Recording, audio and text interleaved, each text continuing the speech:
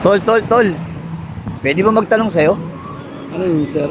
Ah, kasi balak ko sanang pumunta dun sa kabilang isla. Oh. Eh, ang problema, hindi ko kabisado. Eh, ano po ba pwedeng gawin dun para... Sino po ba magtuturn sa akin kung sakaling tumawid ako dun? Meron ako ano dyan kasi ang totoo niyan, ako ang may-ari na itong islang to. Ah, talaga po? Oo, bali pag kailangan mo tumawid ng kabilang isla, meron Okay. ng mga tao dyan, tutulungan ka tol. Ano bang kailangan mo para? Kailangan ko po sana ng bangka papunta dun sa kabilang isla kasi nandun po yung pamilya ko. Christmas po ngayon. Gusto ko sanang pumunta dun. Magkano ba ang kaya mong Eh, bayad? yun nga po, yung problema ko, ang budget ko lang po rito, 150 pesos. Meron akong alam dyan.